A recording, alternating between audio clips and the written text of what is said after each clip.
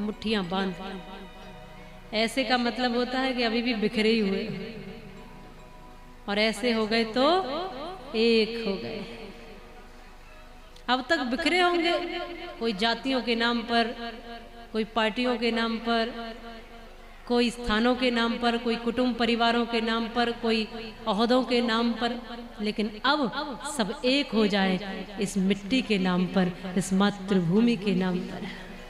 आप कहेंगे कि करना क्या है, तो करना बस इतना ही है कि अपने आप को व्यवस्थित करना है। आप व्यवस्थित हुए तो देश व्यवस्थित,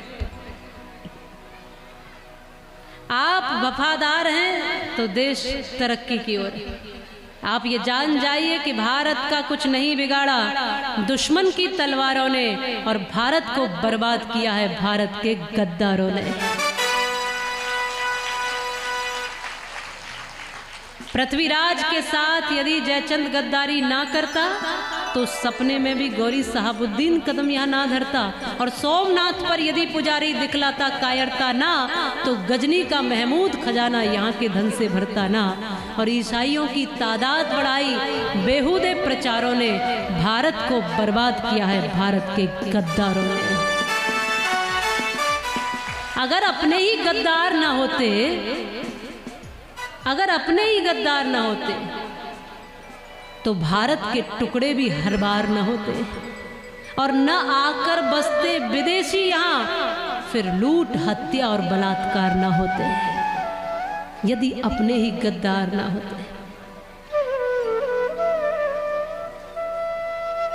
आज की कथा का उद्बोधन बड़े थोड़े में ही बस इतना देना चाहती हूँ कि आप कई बार कहोगे कि आपके ये सब कहने से करने से क्या सब बदल जाएगा, और कहते भी हैं लोग, मिलते भी हैं ऐसे कहते हैं कि सब बदल जाएगा।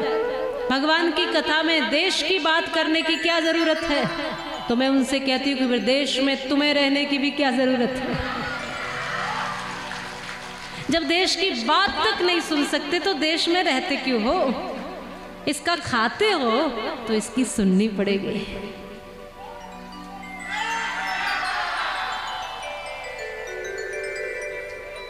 कहते हैं सब बदल दोगे क्या?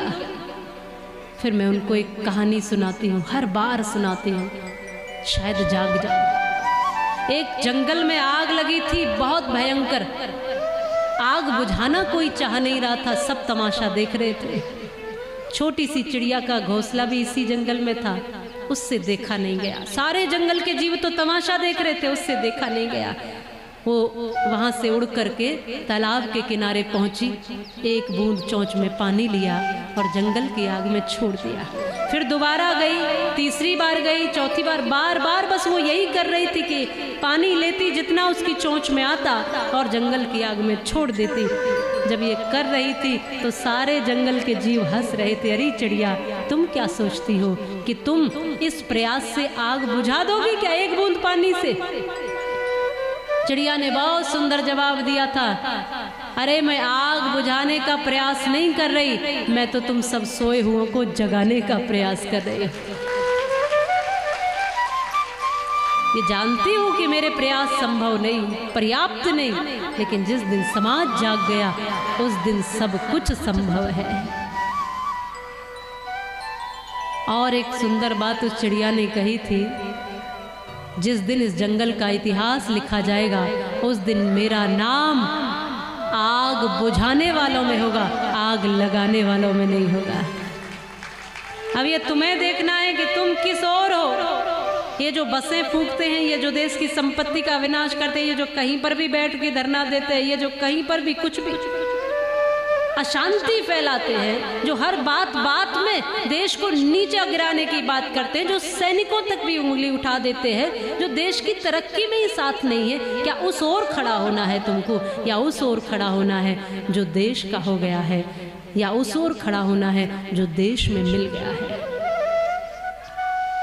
आप कहेंगे देश की बात क्यों करते हो, धर्म की ही बात करो। तो याद रखना, धर्म भी तभी सुरक्षित है जब आपका देश सुरक्षित है।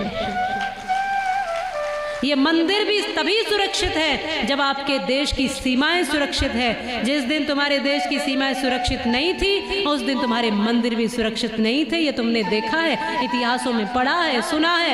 एक एक मंदिर को तोड़ा गया था। राम मंदिर के लिए 450 वर्ष आपको लड़ना पड़ा।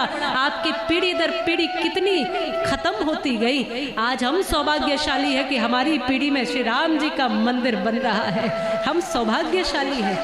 पर इसके लिए कितने लोगों ने बलिदान दे दिया। एक मंदिर बनाने के लिए राम के ही देश में राम जी को प्रमाण देना पड़ता है और कचहरी तक राम जी को भी ले जाया जाता है। वो स्थिति है। सोच कर देखिए कि जिस दिन सीमा सुरक्षित नहीं रही तो तुम्हारा कोई भी मंदिर सुरक्षित रहने वाला नहीं है। तुमने जो बनाए हैं ना, करोड़ों करोड़ों रुपए लगा के बड़े बड़े मंदिर, उनको ढहने में कुछ देर नहीं लगेगी। इसलिए कह रही हूं कि जागो। देश सुरक्षित है तो सब सुरक्षित है, धर्म सुरक्षित है। ये कथाएं चलती रहेंगी, धर्म चलता रहेगा, पूजा भक्ति सब चलता रहेगा। इसलिए एक दिन देश के लिए है कि जागो और जब जरूरत पड़े देश के लिए खड़े हो जाना है। इस तरह से जीना भी इसी के लिए, और कभी मरना भी पड़े ना तो स्वाभिमान से इस मिट्टी के लिए मर जाना, क्योंकि मरना तो एक ही बार है, एक ही बार है। लेकिन कुछ लोग मर जाते हैं, जीते जी भी जीते नहीं रहते।